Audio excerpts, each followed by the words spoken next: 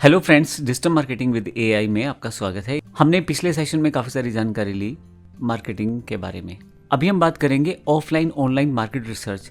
जब हमें कोई प्रोडक्ट या सर्विस को लॉन्च करना है तो हमें ये पहले तय करना पड़ता है कि हमारा कस्टमर है कौन सा, उसकी रिक्वायरमेंट्स क्या है, उसको क्या चाहिए, हम क्या दे सकते हैं, क्या फिजिबिलिटी है, क्या ऐसी चीज़ें हो सकती हैं जो हम ऑफ़र कर सकते हैं और क्या नहीं हम कर सकते। अपने कंपटीशंस को वर्कआउट करना, अपनी स्ट्रेटजीज़ को वर्कआउट करना, सब ऑफलाइन ऑनलाइन मार्केट रिसर्च का पार्ट है। हालांकि ये जो सेशन है ये ऑफलाइन मार्केट रिसर्च के बारे में नहीं है, केवल इसकी जानकारी मात्र है। मेन हमारा जो एम है वो डिजिटल मार्केटिंग के बारे में जानकारी लेना है, उसका एक पार्ट ऑनलाइन मार्केट रिसर्च है, इसलिए मैं उसकी जानकारी आपको देने वाला हूँ। सबसे पहले अगर बात करें तो ऑफलाइन मार्केट रिसर्च, देखिए आपको समझना पड़ेगा कस्टमर क्या चाहता है, कस्टमर की रिक्वायरमेंट्स हैं क्या हम उसकी कोई प्रॉब्लम सोल्यूशन दे पा रहे हैं उसको, या उसकी ज़रूरत है उसे पूरा कर पा रहे हैं। अगर प्रोडक्ट है तो ज़रूरत पूरा कर देंगे मोटे तौर पे, और अगर आपकी सर्विस है तो फिर आप उसकी रिक्वायरमेंट्स किस तरह से पूरी कर पा रहे हैं। जानने के लिए सबसे पहला और बेसिक तरीका है आप सर्विस को कंडक्ट करें। आप लोगों को मिलें, लोगों को अपने स्टोर्स में बुलाएं या आप चले जाएं, पर्सनल विजिट करें। आप उनको एक छोटा सा क्वेश्चनर बना के दें जिसमें जानकारियाँ दी गई हों नॉर्मल तौर पे, ताकि आप उस इन्फॉर्मेशन को एनालाइज कर सकें। इसमें पहले से बना बनाया एक क्वेश्चनर सेट होता है जिसमें आप अपने आसानी से काम कर सकते हैं। अब आप बोलेंगे क्वेश्चनर कैसे बनाया जाए, कोई बात नहीं, आने वाले सेशंस में हम चैट जीपीटी को या बहुत सारे एआई टूल्स को सीखने वाले हैं, वहाँ से हम देखेंगे किस प्रकार से बनाया जा सकता है। लेकिन मोटे मोटे तौर पे एक छोटा सा 5-10 क्वेश्चन आप पूछ सकते हैं अपने प्रोडक्ट के बारे में भी। अगर मान लीजिए आपको कोर्स करना है कोई ऑनलाइन, तो सबसे पहला क्वेश्चन हो सकता है कि आप ऑनलाइन कोर्स करना चाहते हैं या ऑफलाइन। व्यक्ति कहता है मुझे ऑनलाइन करना है, फिर आप ये पूछ सकते हैं कि भाई ऑनलाइन कौन से कोर्स में आप इंटरेस्टेड हैं। अब मान लीजिए वो कह देता है एमएस ऑफिस, कोई व्यक्ति बोल देगा मुझे टैली करना है, कोई बोल देगा मुझे ग्राफिक डिजाइनिंग करना है। अब आप पे डेटा आना शुरू हो रहा है। अब व्यक्तियों के हिसाब से आपको तय करना है कि अगर आपने 100 लोगों को फॉर्म बांटे तो कितने लोगों को कौन सी चीज़ ज़्यादा पसंद आ रही है, तो आप उसके अकॉर्डिंग अपना प्रोडक्ट तय कर सकते हैं। दूसरा जो इंपॉर्टेंट पार्ट है वो है कंपटीटर एनालिसिस। देखिए, जब आप किसी चीज़ को समझना चाहते हैं तो ज़रूरी नहीं कि आपको शुरू से सब काम करना है। आप सीखें, मार्केट से देखें कि क्या हो रहा है। तो जब आपके पास कोई कंपटीटर पहले से अवेलेबल है तो आप उसकी चीज़ें चेक करें कि वो किस तरह से बेच कर रहा है, किस तरह से वो मार्केट कर रहा है, किस तरह से अपनी प्रोडक्ट की इन्फॉर्मेशन दे रहा है। तो जब मैं अपने किसी प्रोडक्ट को लॉन्च करने की बात करता हूँ तो मैं काफ़ी सारे कोर्सेज़ की जानकारी लेता हूँ, क्योंकि मैं एक ऑथर हूँ। मान लीजिए मुझे कोई डिजिटल मार्केटिंग का कोर्स बनाना है तो मैं काफ़ी सारे कोर्सेज़ की जानकारी लूँगा, देखूंगा उनमें क्या पढ़ाया जा रहा है, उसमें क्या पढ़ाया जा रहा है, फिर मैं उनसे बेहतर करने की कोशिश करूँगा। एक आपको कहीं ना कहीं मोटिवेशन या इंस्पिरेशन बनी रहती है। फिर आपको हर चीज़ ज़ीरो से नहीं करनी है, क्योंकि काफ़ी लोगों ने पहले से रिसर्च करके रखा हुआ है। तो कंपटीटर एनालिसिस में ये फ़ायदा हो जाता है।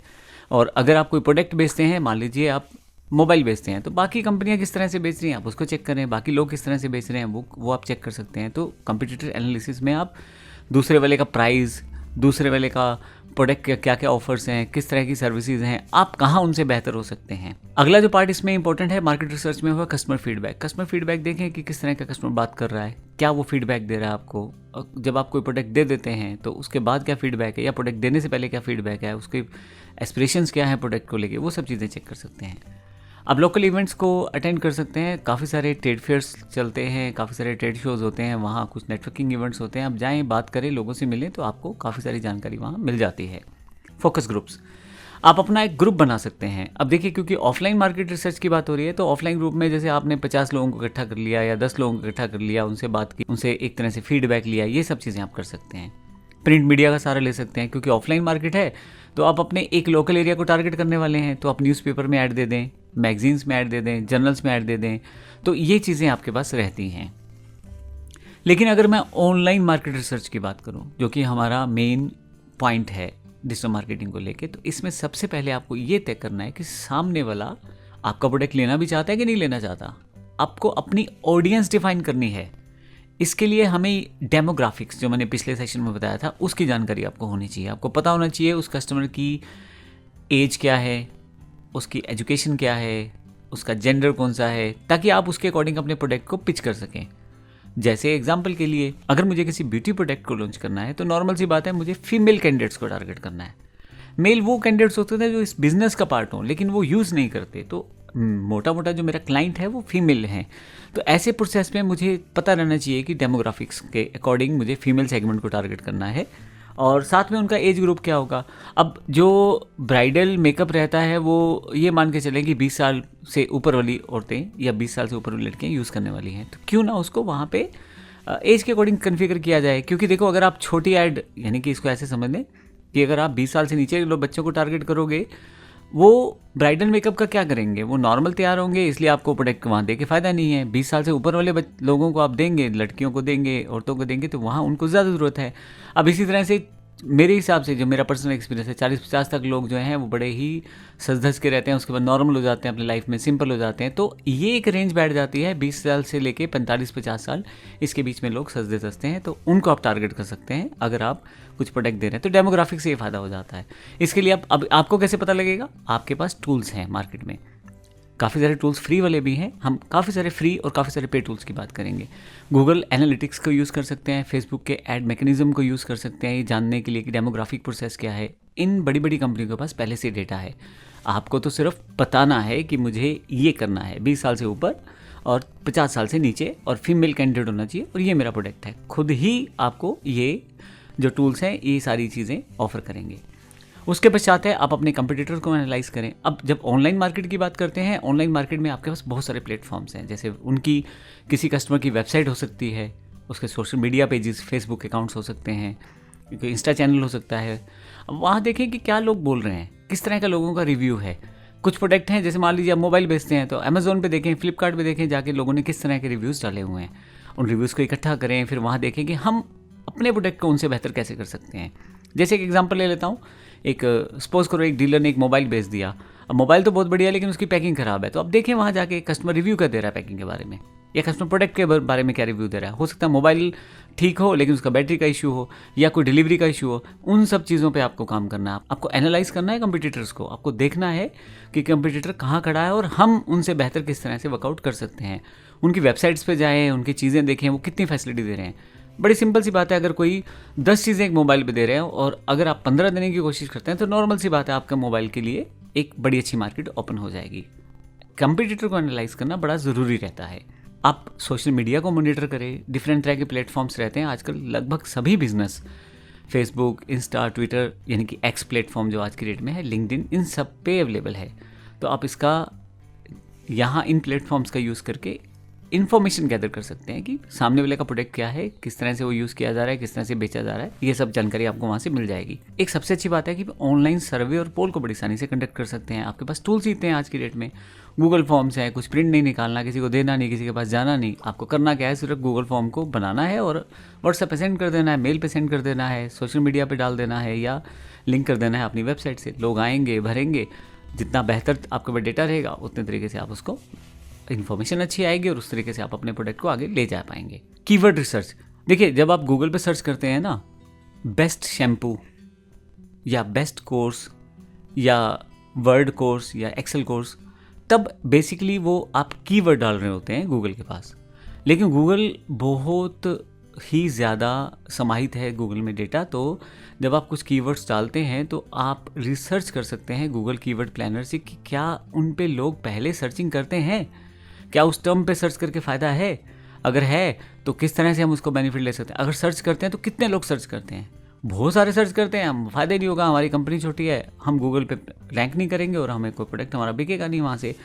हमें कीवर्ड्स ऐसे ढूंढने होते हैं जिनकी सर्चिज कम हो, कम मतलब एवरेज हो, बहुत ज़्यादा कम भी नहीं, बहुत ज़्यादा भी नहीं, और जिनके आधार पे हम टारगेट कर पाएँ अपने क्लाइंट्स को वहाँ लाने के लिए। तो जब कोई कस्टमर जो है कुछ टाइप करेगा तो उन कीवर्ड्स को हमें ग्रैब करना है, उन पे काम करना है। इसके लिए भी हम पूरा का पूरा सेक्शन सीखेंगे आने वाले सेक्शन में। लेकिन मोटी बात ये हुई यहाँ पे कि आप ऑनलाइन मार्केट रिसर्च में इन टूल्स का यूज़ कर सकते हैं। इसके अलावा ई कॉमर्स प्लेटफॉर्म्स हैं, मार्केटिंग एनालिसिस हैं, स्टडी रिव्यूज़ हैं, ratings, customer feedback. Amazon, Flipkart पे आप किसी भी चीज़ को, प्रोडक्ट को डालो, शैम्पू को डाल दो, आप 10 तरह की जानकारी आपको कस्टमर फीडबैक दे देगा वहाँ पे।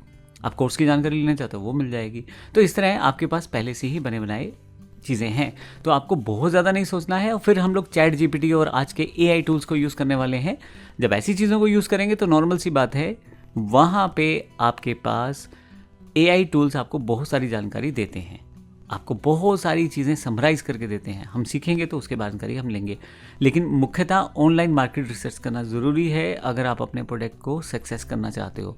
सिर्फ आपने प्रोडक्ट बना दिया और बड़ा बेहतर है, इस तरह से प्रोडक्ट नहीं चलेगा आज की दुनिया में। आज की दुनिया में आपको पूरा रिसर्च करना पड़ेगा। अब अगर मैं एक छोटा सा कंपैरिजन की बात कर दूं तो दोनों में ऑफलाइन और ऑनलाइन मार्केट में डिफरेंस मोटा मोटा आपको बता देता हूँ। एक तो फिजिकल एरिया में ही ऑफलाइन रह जाता है, बहुत ज़्यादा दूर तक का फ्लैक्स बैनर डिज़ाइन नहीं लगा सकते। ऑनलाइन में आप इंटरनेशनल तक जा सकते हो। कॉस्ट थोड़ी सी ज़्यादा रहती है ऑफलाइन में। आपको बैनर लगाना है, फ्लैक्स लगाना है, 25 से 30 हज़ार रुपये लग जाएंगे, मैन पावर लगेगी, कॉस्टिंग लगेगी, भागदौड़ लगेगी। ऑनलाइन में कुछ करना नहीं है, आपको सिर्फ बैनर्स बनाने हैं और आप अपने सोशल मीडिया पे शेयर करना शुरू कर दो। अब मैं आपको बता दूं, हम इस कोर्स में कैनवा या बहुत सारे ऐसे फ्री टूल यूज़ करेंगे, जैसे पेक्सल है या पिक्साबे है, वहाँ से इमेजेस आपको मिलती हैं। आप उनका यूज़ करके आगे अपने सोशल प्लेटफॉर्म्स पे डाल सकते हैं। कॉपीराइट फ्री इमेजेस होते हैं, उनका आप यूज़ कर सकते हैं और उनको कहीं ना कहीं अपने बिजनेस प्रमोशन के लिए यूज़ में ला सकते हैं। डेटा कलेक्शन, जो आपका डेटा कलेक्शन रहता है ऑफलाइन में थोड़ा सा मुश्किल रहता है, आपको जाना पड़ेगा, बात करनी पड़ेगी, फॉर्म्स भरवाने पड़ेंगे। लेकिन ऑनलाइन में आपको सिर्फ एक क्लिक करके छोड़ देना है, आपको कहीं जाना नहीं है, खुद ही लोग आपके पास आके फॉर्म्स वगैरह भरेंगे और आपको इन्फॉर्मेशन पास करके जाएंगे। उसी इन्फॉर्मेशन के आधार पे आप अपनी मार्केट रिसर्च को कंप्लीट करेंगे। स्पीड, ऑफलाइन मार्केट में थोड़ा सा स्पीड स्लो रहता है। आपने बैनर लगा दिया, फ्लैक्स लगा दिया, अब आपका काम खत्म है वहाँ पे। अब तो कस्टमर जब देखेगा तब देखेगा, आज क्लाइंट देख रहा है या कल देख रहा है वो इंपॉर्टेंट नहीं रहता वहाँ पे। जब वो देखेगा आपसे बात करेगा। ऑनलाइन में ऐसा नहीं है, ऑनलाइन में काफ़ी सारी चीज़ें आपके पास हैं। पहले तो आप उसी ऑडियंस को, उन्हीं लोगों को, उन्हीं कस्टमर्स को टारगेट कर रहे हैं जो आपके हैं। इसको ऐसे समझें कि मान लीजिए 1000 लोग हैं फेसबुक पे, 50 लोग कंप्यूटर का कोर्स देखते हैं या परचेस करते हैं या यूज़ करना चाहते हैं। मुझे तो सिर्फ 50 को ऐड दिखानी है। 1000 को ऐड दिखाऊंगा तो मेरी तो कॉस्टिंग भी बढ़ जाएगी। तो क्यों ना मैं 50 को टारगेट करूं। तो इसके लिए डेटा को टारगेट किया जाता है। जैसे मैंने डेमोग्राफिक्स और आपको इंटरेस्ट इत्यादि की जानकारी दी थी, वो यहाँ पे बड़ा इंपॉर्टेंट काम आता है। तो और स्पीडी काम होता है। सबसे बड़ी बात ये है फीडबैक, थोड़ा सा डायरेक्ट फीडबैक रहता है, स्कोप लिमिटेड रहता है। लेकिन जो आपका ऑनलाइन मार्केट रहता है वहाँ तो आप फीडबैक फॉर्म लगा दें, कुछ अपना इन्फॉर्मेशनल फॉर्म्स लगा दें या वेबसाइट पे फॉर्म लगा दें तो आपकी जानकारी आपको मिलनी शुरू हो जाती है। तो ये जो जानकारी मैंने दी है आपको प्रोडक्ट को लॉन्च करने से पहले की जानकारी है। आपको रिसर्च करना है ऑफलाइन मार्केट में, ऑनलाइन मार्केट में। हालांकि ऑफलाइन मार्केट का इस पूरे कोर्स में स्कोप नहीं है, हम सिर्फ ऑनलाइन मार्केट की बात कर रहे हैं। जब आप ऑनलाइन मार्केट की बात करते हैं तो वहाँ पे आपको पूरा एनालाइज करना है आपका प्रोडक्ट कैसा है या पहले बाकी लोगों से कैसे बेहतर है और किस तरह से आप अपने प्रोडक्ट को आगे लेके जा सकते हैं। हम अगले सेशन में बात करेंगे कि प्रोडक्ट की इन्फॉर्मेशन किस तरह से आप तैयार कर सकते हैं, किस तरह से चेक कर सकते हैं, और फिर हम देखेंगे किस तरह से आगे बढ़ेंगे। धन्यवाद।